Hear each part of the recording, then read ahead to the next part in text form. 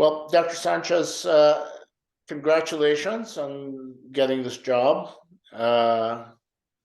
Hope you're enjoying being in New Mexico. How long have you been there now? Since February 6th. I actually landed on February 5th and started on February 6th. Oh my. It's quite a relocation from Dartmouth. Must be a culture shock. It's not so much of a culture shock because I grew up in the area. I went to schooling through preparatory school in Ciudad Juárez across the border from El Paso and started my my education at the University of Texas at El Paso. So it's only 4 hours away. So I guess I have to start with my Joe Simone question. And Joe Simone, who was, of course, on the EAB of University of New Mexico originally. If you've seen one cancer center, you've seen one cancer center. What is New Mexico? So it's the opportunity of a lifetime, right? If you want to serve a catchment area that you can make a huge impact in and lead the nation by being able to provide compassionate, culturally compassionate care. New Mexico is one of the states to do that in. It's over 40% Hispanic in the catchment area in New Mexico, 11% Native American, American Indian, 2% African American, growing Asian population. But even in the rest of the catchment area, most of it is rural and difficult to reach. And so if you have all of the challenges that cancer centers have to serve a multi-ethnic community in a rural situation with difficulty in access and with health disparities, this is the opportunity to really make change and provide best cancer care to a community that has many challenges. And I think we can learn from that and model it for the rest of the nation. What is really important is that in order to provide cancer care to Native American communities and to Hispanic communities, we have to, there is the big hurdle is the trust, right? Establishing trust with them, because you're not only going to provide care, but you're going to engage them in clinical research. And in order for there to be that two-way communication and collaboration, then they have to trust the system, and they have to, we're a state institution, so they have to trust the state. And that I have to, for many things, I have to credit Dr. Willman, who built this cancer center from scratch, from a handful of clinicians to a $50 million, funded institution with 140 providers plus members. And it's just an amazing feat. But one of the biggest things that she did is she established these relationships with the tribal leaders and the Hispanic leaders, and they all trust our cancer center. They trust us with their care, and they trust us by engaging with us. And in pilot clinical studies, we're starting, but I think that's the door that we're going to go through in order to provide the best access to the best care in clinical research. Mm-hmm, mm-hmm, mm-hmm. Well, there's also the Native American Genome Project, right? That Yes. Cheryl is still running, right? She's still running. Yes, she's still running. Yes. Yeah. What is the status of that? How's that going? So they they had to overcome a lot of different red tape to get the IRBs approved, and they've been enrolling for a short period of time, and they're on track and enrolling patients to that study. So yes, it's working. That would be fascinating to track. And you can track not only the genomics, but also the exposure, because they're exposed to different toxicants as well. Mm-hmm, mm-hmm. In their communities. Very interesting. What makes you most, what's the most exciting thing with this job? What gives you most energy?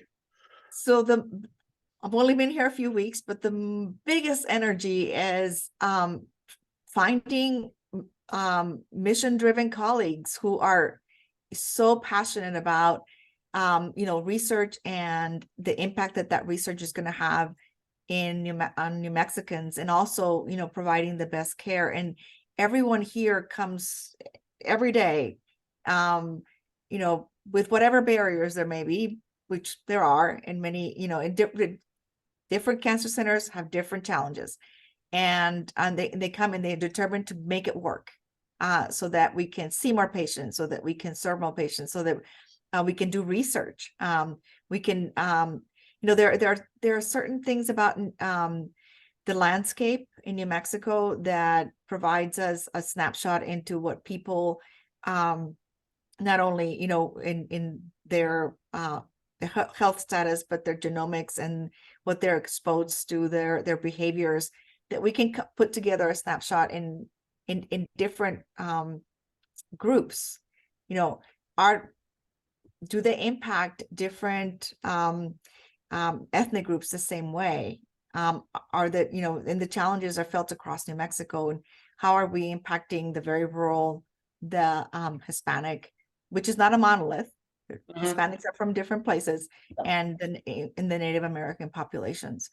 And so I think that is what drives me, that everybody, you know, everybody celebrates the wins, whether it's on the basic science side, when Alan Tompkinson sends an email out that he just got a fundable score on an R01, or a junior investigator got a, you know, a fundable score on a spore. You know, it's just everybody celebrates. It's a small cancer center, you know, if you look at it from that point of view, and so everybody, it's like family. Well, I think anybody would disagree with the notion that this is one of the most interesting cancer centers in the United States, because of the population and because of the scientific questions. And did you ever envision yourself being a cancer center director? Probably a few years into being the associate director of basic sciences at Dartmouth, and when we had a transition from Dr. Israel to Dr. Leach, and Dr. Amos was the interim, the collaboration there to keep everything going was all hands on deck. And it was pretty easy to see how each person contributed to the particular role. It's almost like we gather around Chris to be able to keep recruiting. So we kept recruiting, we kept applying, we kept doing all the things that we were doing before. And so that seemed like we were doing the work already, and it was easy to imagine the potential impact, right? When I interviewed for the position, it didn't seem like it was a bad fit, or something that it seemed like a good fit. Sometimes you can tell. Yeah. Well, what about how much recruiting do you have to do? What about the physical plant? How does it look? So right now, we are recruiting. We have a few members who are closer to retirement than others. And so right now we're trying to recruit. The most important recruitment right now is the Associate Director of Population Sciences, because he or she are going to shore up that what that group looks like. And you can imagine in New Mexico, population sciences is huge, right? We have everything from the epidemiology, the exposure, and all those things that come with that, the genomics. So so that we're in the middle of that. We already had the resources earmarked for that. So we have every cancer center has a process, but we have a fund that when we identify a candidate, and we put the resources into that fund, so that we protect the resources so that we can go ahead and do the recruitment. We also have at least 5 other recruitments in the lab-based or population-based research side that are ongoing right now. Dr. Tompkinson, I take my hat off. He was really active as a director, and all those searches were at the point of first or second visits. And then we've already hired 5 new clinicians. And I'm using some of the money from the state. This is why it's important for me to meet with the legislators, and I've met with them twice, to fund the Flex program, which is the enhanced Flex, which I call it like this. It's the faculty fellows where you protect 60% of their time for research, and then you develop their careers into clinician scientists. We have one already in place, second application, and then we're recruiting jointly with the VA for a third and fourth. So what about the physical plant? Do you need to build? Yes. So right now, this is another thing. We have $34 million from the state to expand the clinical space, to expand radiation oncology, GMP for cell-based therapy, for doing CAR T cell and other types of immune therapy, and then for theranostics, and for building isotopes for that capacity. That's going to be adjacent to this building, which I don't know if you've ever been here. It's gorgeous. You should come. It's absolutely beautiful.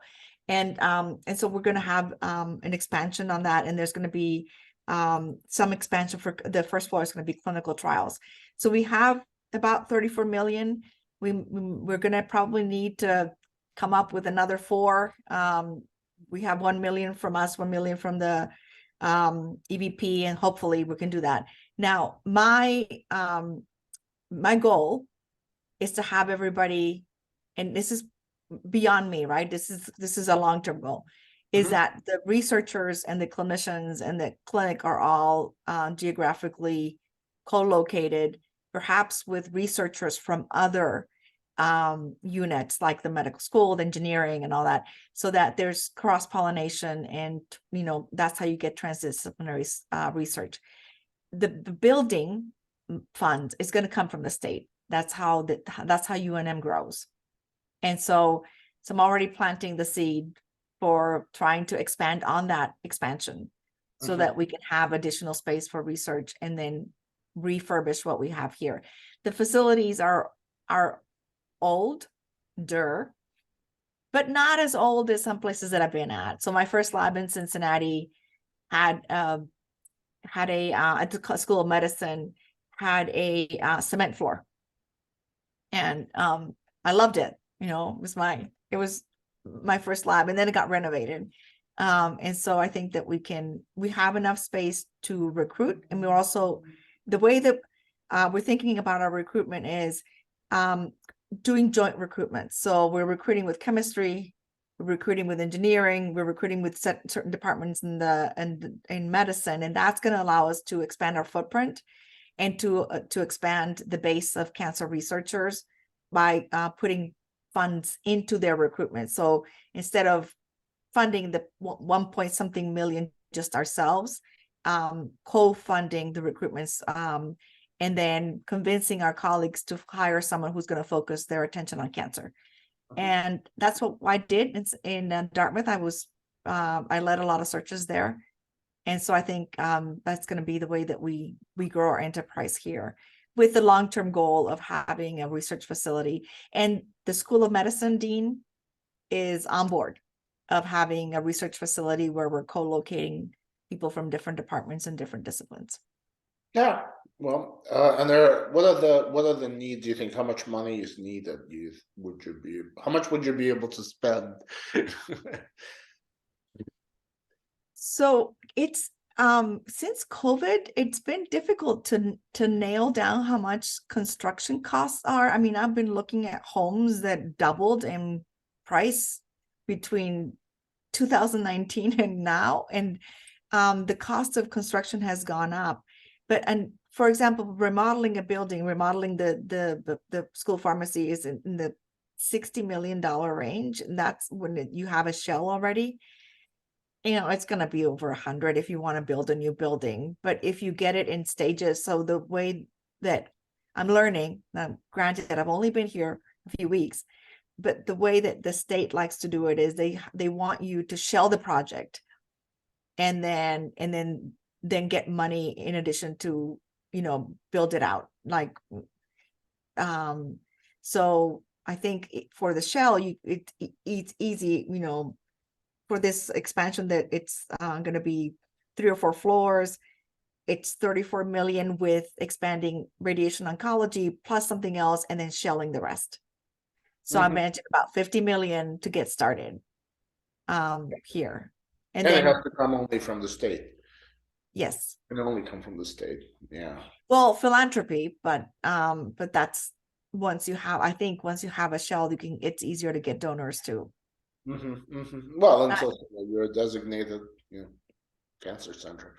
So it's a valuable commodity for the institution. The president of the university told me that the cancer center was a jewel in the crown. So I've been meaning to ask this question, but their number of women cancer center directors is really very small. You would kind of expect it to be like 30%, 60%, really no difference between 30 and 60, but either is good. I haven't been on a search committee for a cancer center director.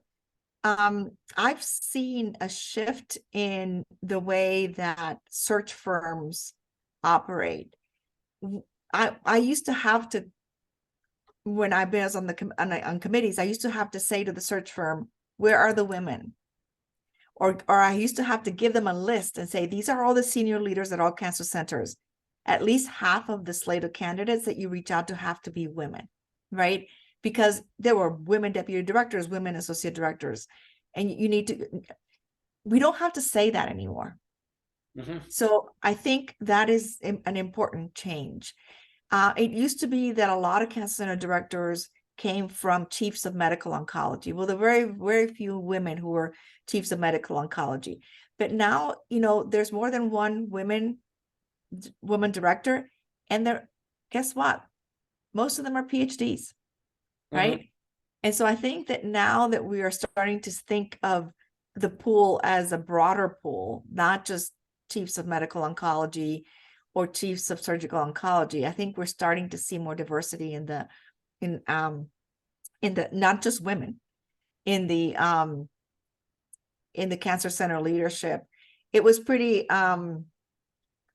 telling when the few women directors reached out to me to join me, to welcome me to the club. And when the few URM directors gave me their cell phone numbers and reached out to me to welcome me to the club. You can count them. Yeah. Right. Yeah. Right. Well, speaking of the club, I don't know, this is just me thinking above my pay grade, but shouldn't there be sort of a politically separate grouping of women cancer center directors who can speak just for themselves in a way? Because like when you have a policy issue, abortion, for example, wouldn't it be better to have just the women's voice as opposed to cancer center director's voice? I'm trying to see your point, and I think I can give you an example of why that could be important, but it has to be done in a sensitive way, not to drown out any other voice, right? Sure. At Dartmouth, I was one of a few women faculty in the biomedical sciences when I started. And it turns out that there was a transformation in the way that we recruited, and all of a sudden that number started growing. But it started growing during the pandemic. So the worst time that you can recruit women faculty to a mostly male school is when you're isolating them during the pandemic, right? It's like with childcare issues and all those things. And so we formed, and it was when the nation was shining the light on social and racial injustice. It was a very difficult transition for a lot of them. So we formed this group, right? It was women. When I left, so we had meetings by Zoom and we had Slack and we supported each other. By the time I left, there were over 40 women in this group. Great. and included engineering and the college. And at that point, we felt that we were strong enough to speak on issues, right?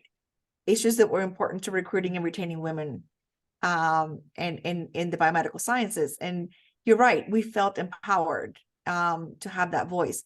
I think there's only like 5 of us, right? Women, I had women. So I agree that there are things that we are passionate about, that, you know, we have a strong voice. Now we have a voice, right? And we should use it and for issues that are important, and important for our minority communities, as well as issues for women, you know. This is easy to fix because you have the population, you know, women between, let's say, 45 and 65, a half or so, give or take, of the workforce in both medicine and in basic science. So what is happening here? Why is this so bad? Yes. And you know, I had a couple when Karen Lorman formed the steering committee for her presidential initiative, and I was on it. And we had the inaugural leadership development workshop. I asked my colleagues, because we were allowed to nominate another. I went to my colleagues who were associate director and deputy director, and I said, "Do you want to be cancer center director?" And they said no. And I said, "Oh, come on." And they said, "The answer should be yes." And so then they said, and just let's go try out let's go find out what it takes, right? And what kind of support you can have, you know, executive coaching. What do you need to do it? And you know, sometimes women realize that they're already doing the work and they're not getting the recognition, but it takes too much activation energy to actually look for the position and say, I'm doing it already, I'm good, I should apply for the job. That's fantastic. What about Hispanic women? It's hard. That's a difficult one. And so and I'm having that I'm having to struggle with that, because I do have some faculty who are junior before the associate professor level, who I want to develop as leaders, but I don't want to burden them too early in their careers. And so you have to, you know, have an eye on the prize, like the long road, and say, okay, I'm going to start now, but I'm not going to hinder your career progress because I want you to succeed, but I want you to think of yourself as a leader and develop you as a leader. So in doing that, then perhaps, you know, I can identify several, maybe a dozen, that we can start developing them as leaders. And there's other women of color as well, and other men of color that we can do that as well with. And I think that that's the important thing, is the minority tax is a real thing. And we really can't ask them to do everything when they're just starting their track as a researcher or a clinician investigator. We really have to support them when they do that. And if we ask them to go above and beyond that, then we give them some administrative support, because they shouldn't be doing this on their own at nights and weekends. So that's something I struggle with, because I'm, you know, you can't be everything when you're getting started, but you need to see yourself as a leader. And my daughter is 15, she's Mexican. And she when we were leaving Albuquerque, we came to look at houses. She found a magnet, which was a quote from Gandhi, be the change you want to see in the world. And I'm paraphrasing here. And she wrote me this long letter for Christmas, and she said, because of you, Mom, I know that I can do anything now.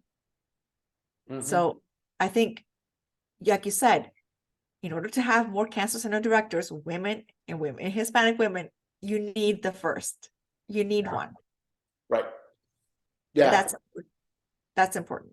And it actually, I think, takes a while for people to recognize that the word leadership is not an empty word. Right.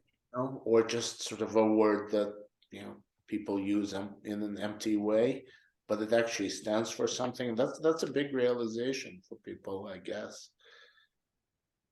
It does. And it, I don't think many people are born leaders. I think they develop Yeah. as leaders, right? This is also a really interesting time. Tell me if I'm wrong on this, but this is a time when people in oncology understand each other. I mean, they're speaking the same language. Diversity is the number one part of it. You've got to have it.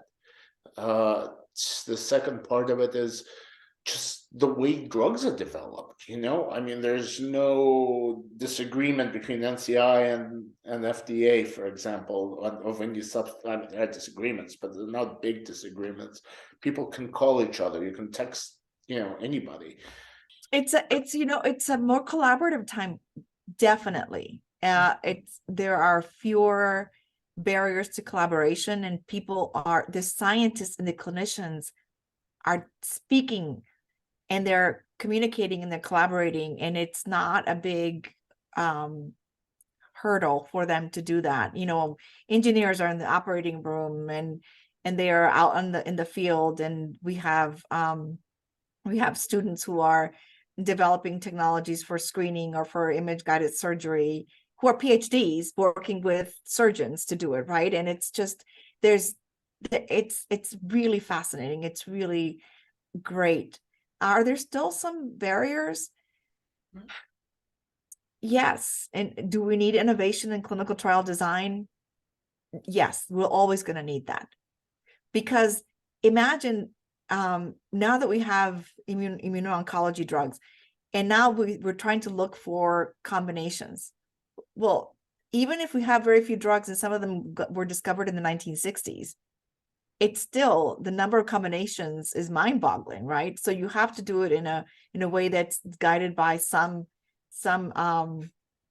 algorithm or some finding or some intelligent rationale for it. So I think we still need innovation, a lot of innovation in clinical trial design, but I do think that things are moving faster into the clinic than they were 20 years ago, which is refreshing. Mm-hmm. And I think the partnerships with pharma are very important here as well. Mm-hmm. Mm-hmm. Yeah, it's a very interesting time. Is there anything that we missed? Anything you wanted to bring up? Just that it's an honor. And I think that every cancer center director feels the same way.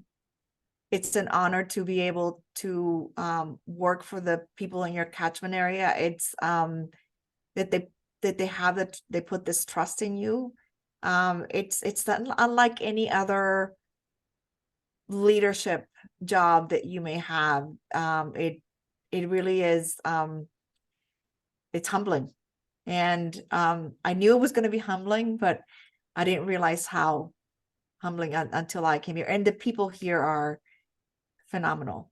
You should come and visit one day. It's a beautiful facility, and the people are just amazing. I'd love to.